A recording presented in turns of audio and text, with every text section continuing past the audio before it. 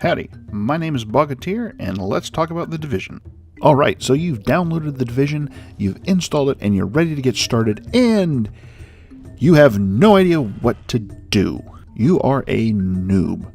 But that's not a big deal, because I'm here to help you get through it. Alright, let's start off with a bit of a disclaimer. I am not a super experienced Division player. As of right now, I'm into the end game, and I'm doing pretty well, but I don't know all the ins and outs. However, what I can do is get you where I am. I can get you through the leveling process and into the end game smoothly and with a minimum of fuss. So, let's get started with some Division noob tips from a noob. To start off with, the Division is divided into two distinct portions of the game. You've got the semi-story driven leveling portion, and then the true loot and shoot endgame. Pretty much all MMO RPG-ish games have such a division, but the Division has a sharper division between those portions than any game I've ever played, and that informs so much of the leveling process and what your priorities need to be and what you can safely ignore.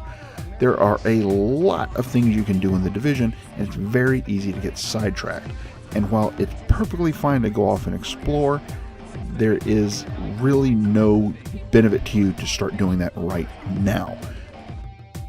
The Division has a different leveling system than any other looter shooter I've ever played.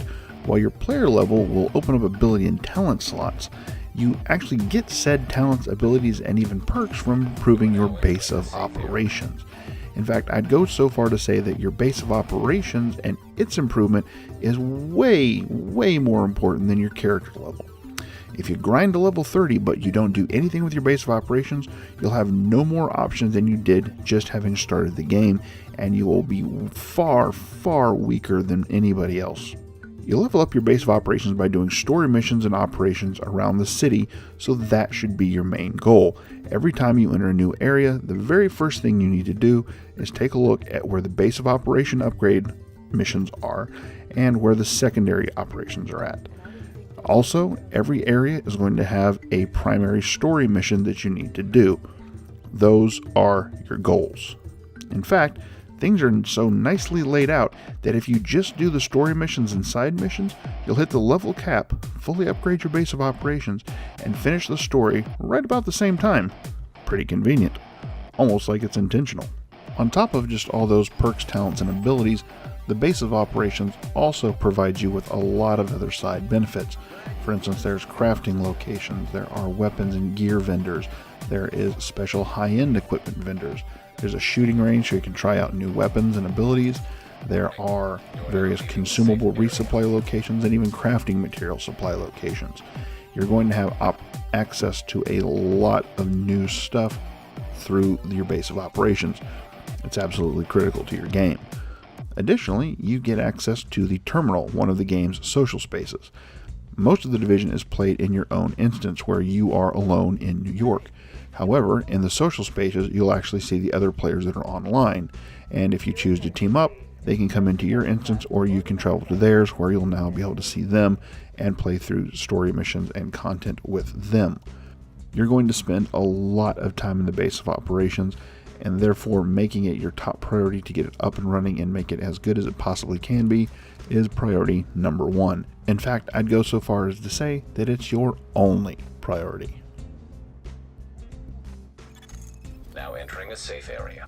Nothing else matters. And I'm not kidding about that. This is something that was very hard for me to come to grips with because I'm used to playing a game and every little thing you do has an impact. It's gonna matter. Things you're doing now will affect the way you play the game later. But due to the sharp division between the story and the end game, nothing you do prior to hitting the level cap at 30, aside from the base of operations, matters at all. And I'm dead serious about this. This is not hyperbole. Crafting resources, money, loot boxes in the open world, dark zone loot, elite kills. The shift to the end game renders anything you accomplish during leveling absolutely moot. And let me prove this with a couple of anecdotes. At level 29, I hopped into the dark zone, snaked a supply drop, and grabbed a phenomenal, for level 29, high-end shotgun. It ate up quite a bit of time, consumed a good bit of resources, generated more salt for me than anything I'd done in this game, and was replaced within an hour of getting to the end game.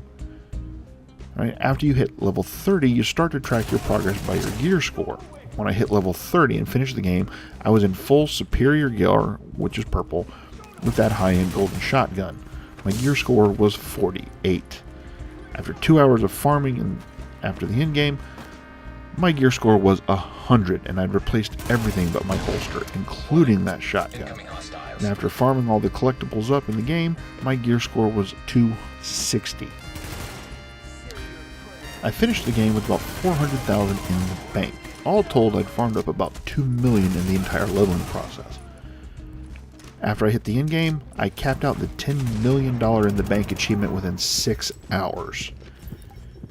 Even with the collectibles all gone, I can still farm 1 million an hour without even trying. As far as crafting mats, it takes 10 greens to make a blue, 10 blues to make a gold. At level 29, the average crafting mats gathering area would kick out 3 to 7 greens and 1 to 2 blues. Once I hit the level cap, that instantly became 3 to 7 blues and 1 to 2 golds. At World Tier 5, it now kicks out anywhere from 4 to 9 golds. In other words, I get the equivalent of 400 to 900 green crafting mats every single time I visit one of these locations, which is more than I collected the entire leveling process. And that's in one trip. So what are the takeaways from this? The Dark Zone is interesting and fun, but pointless. Until you get to World Tier 5, the highest tier of gear, the Dark Zone is a complete waste of time. Nothing you pull out of it is going to last beyond the next World Tier level. It's a lot of fun, and if you really want to go in there and take a look at what it all is about, go for it. It's one of the more interesting things that the Division offers, but just understand it's doing nothing for getting you to the end game. Also, don't stress about your gear, because as soon as you hit level 30, it's all going away. And there's no point in saving money or crafting materials. Once you hit the end game, you're going to be getting an order of magnitude more money, well, just about every hour than you did in the previous game. So, really, nothing you're doing right now matters aside from the base of operations. That is the only thing that you're doing right now that is going to carry forward into the end game and make any impact on it. Warning. Additional hostiles incoming. Whenever you show up to a mission, you're going to see the matchmaker as an option, which will put you into a group of up to 4 other agents to run through the mission on. However, this is not necessary. While it's nice to go in a group, it's not necessary. The game is set up so that if only one person is in it, it'll adjust the difficulty to make it fair for one player. And I highly recommend that on your first playthrough of all the story missions, you do them solo. Because if you do them in a group, it's inevitably going to turn into a mad rush to get the mission done as quickly as possible. And these missions are really some of the nicest pieces of storytelling that the game has, because they spend a lot of time crafting all the environments to make them the absolute best they can be. And even in a game that looks this good, they are really standouts. So I highly recommend that when it comes time to do the story missions, do them solo. Later on, get into a group, blast through them as fast as you possibly can. But take that first time and go through them and really enjoy it and get the story out of it. Because you will go through these missions in a group so fast, you will have no idea what's going on. Plus, the practice of doing it solo will help you so that when you are in a group, you're not a liability. And I can tell you exactly how I know that. Because I got into the group, I used the matchmaker for the first 4 or 5 story missions, and I was a complete and total liability in all of them.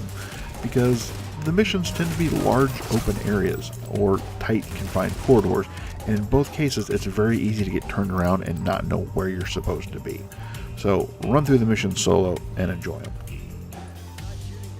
It's going to sound weird after I just spent time touting the fact that there's a crafting bench in the base of operations as a benefit, that I'm about to tell you what I am. Specifically, don't bother crafting anything. It's a trap. It is not going to get you anywhere. It is a complete waste of time, at least during the leveling process. The problem is that all the equipment in the division, when you craft it, is granted random stats, which means just because you're crafting a chest piece at the right level doesn't mean it's going to have any of the stats, any of the bonuses, any of the features that you actually want on it. It's a complete crapshoot. And 9 times out of 10, that's what you're going to get, complete crap. And given the difficulty of getting the good crafting mats to actually make this stuff when you're leveling, there's just no point. You're going to spend an hour or better scraping together all the materials, then you're going to craft it, and it's going to be completely unusable garbage. So, here's my recommendation. Don't bother bringing out any of the loot that you get. Like I said earlier, there's no point in saving the parts for later, so it's just pointless. So what you need to do instead is take all those pieces of gear that you're not using and just sell them. If you need to get new gear, go around to the safe houses. As you unlock them, each one of them has a vendor. They either sell weapons or they sell equipment. As you get money, just take a trip around each of these safe houses, fast travel to them, and check the vendors. You're going to be able to gear yourself up much more assuredly and with actually useful stats on your gear if you just buy it. I really hate to say this, but there is just no point in crafting. There is one exception though, and that is weapon attachments. Weapon attachments are actually a bit hard to come by, and since when you craft them, you're guaranteed that the major stat is always the same. For instance, you always get accuracy or stability or critical damage or critical hit, something like that. And therefore, yeah, you can probably craft those because it's just a benefit. There's no real downside to it. But everything else, just don't bother crafting. Okay, so after talking about gear, what should you be looking for? Well, on all of your worn pieces of gear, there are 3 primary stats: firearms, health, and electronics. And until you hit level cap, there's no point in getting electronics because you don't have your base of operations completely unlocked, so your skills aren't particularly good. You don't necessarily have all the bits and pieces that you need to put together a good build that relies heavily on electronics, so just take firearms and stamina. Keep piling on firearms until your health gets too low to tolerate during firefights, get on a piece of stamina gear, and then go right back to firearms. Some other things to look for are critical hit chance, stability, just raw health, those are all good stats to get, as well as enemy armor damage, or any kind of plus damage to a certain type of weapon that you like to carry. As far as weapons, just get the highest DPM piece of gear that you can. Nothing else to worry about there. Finally, there's one other bit of gear to consider, the cosmetic items. In the Division, cosmetics have their own entire tab in your inventory. You can customize every aspect of your character's non-gear appearance. You can even omit your jacket and welcome frostbite into your life if you choose. You'll find cosmetic items as loot drops, in crates, and occasionally as rewards. Don't worry too much about getting them when you start, you'll find plenty of them as you go. Right now, I have over 600 different cosmetic items. Do note that masks aren't something you'll get until the end game, so don't wonder why you're not finding any. Sadly, there's no way to save outfits, but cosmetic items are unified across your account. Start a new character, and they can look as smashing as you currently do. Some people say that cosmetics have no gameplay impact, but in reality they do. Because what's the point of any of this if you can't look good doing it? If you take nothing else away from this video, take this. Don't collect the collectibles. I know everything's so intuitive in this game, isn't it? Once you hit level cap, your regular XP bar goes away. You still have one, but what happens is that every 400,000 XP you collect, you get a field proficiency cache. In this cache is going to be 2 pieces of gear. They're either going to be high-end, gold, or set piece, green, along with some Phoenix credits. They may also be a gun. You can also get other things like cipher key fragments or additional pieces of gear, but those are fairly rare, so I wouldn't expect it. But here's the thing. For each phone recording, intel report, echo, and drone that you get 100,000 XP, which means you pick up 4 and you get a cache. There are about 200 easily accessible collectibles around the overworld map, plus some more in the underground game mode and the Westside Piers.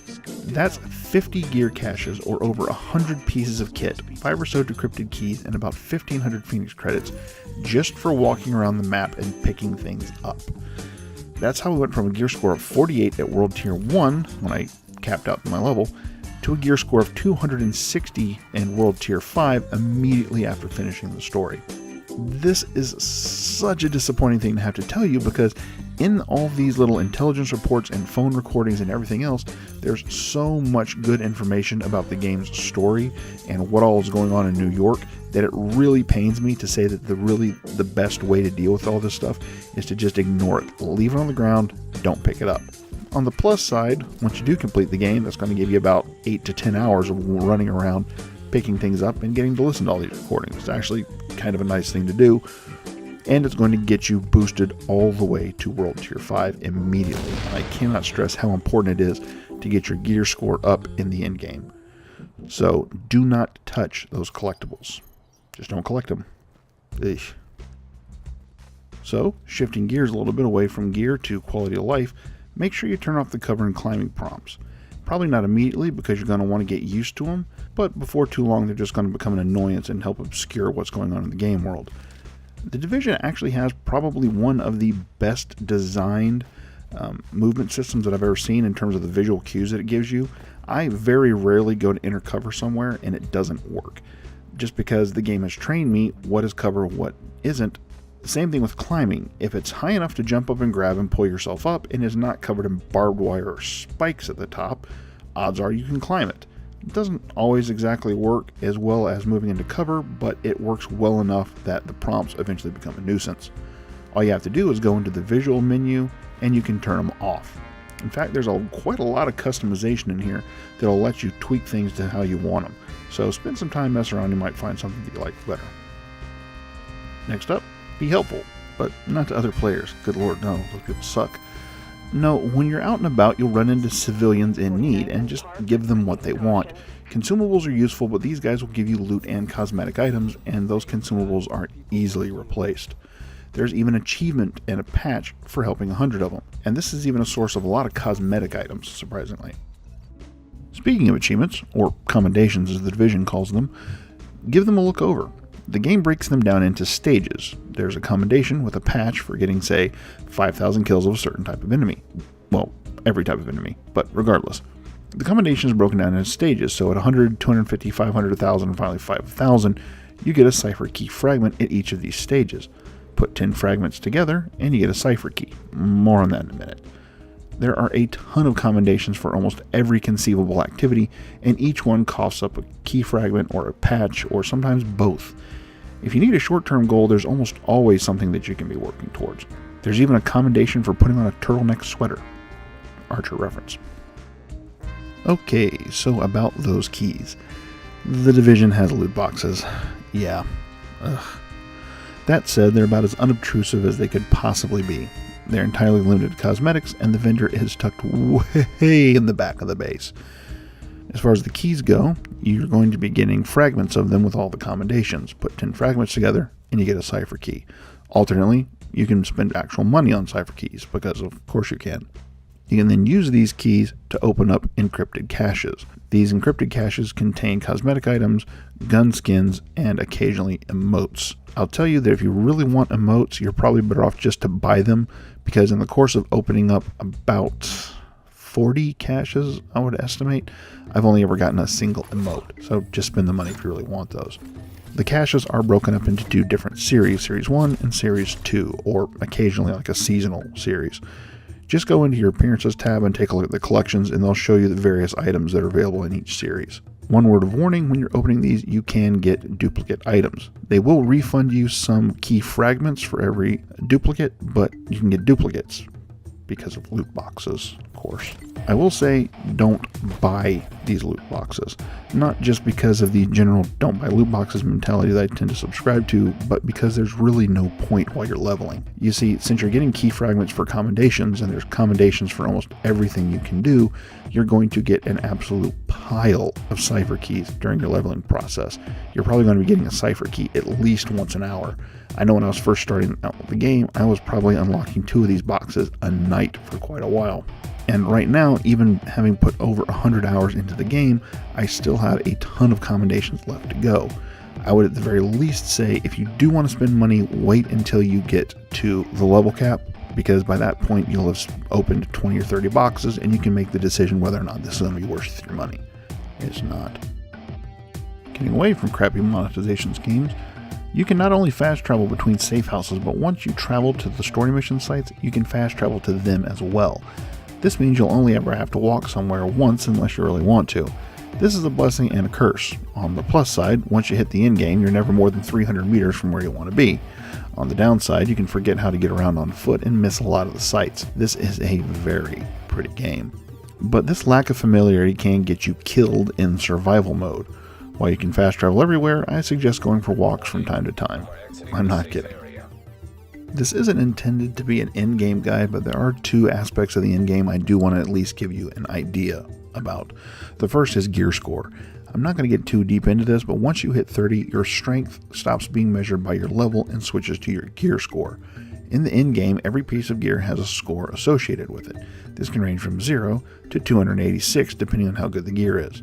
Your gear score is the average of all of your gear's scores and is the main leveling mechanic in the in-game.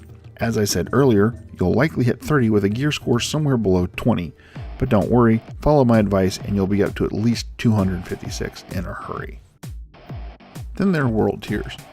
World tier is the in-game difficulty level, ranging from World Tier 1 to World Tier 5. The world tier you can access is based off your gear score. When you first hit 30, you'll be in World Tier 1 and nothing will change. The quality of your rewards is based off of your world tier, so getting up your tier fast is important because you don't want to waste time getting rewards you'll just sell in the next tier. You want to get to World Tier 5 ASAP. So especially when you start picking up all those collectibles, put on the highest score piece of gear immediately, and as soon as you can advance the next world tier, do it. And on that rather intense note, we've reached the end. I have only one more thing to tell you, and that is enjoy the ride. The Division is a great game, and during the leveling process, you definitely want to get a chance to experience the story and fully explore the absolutely gorgeous map that they have created.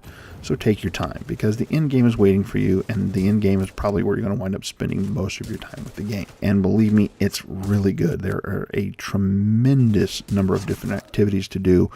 All of them are rewarding, and this game just keeps getting better. But for the first time, take your time.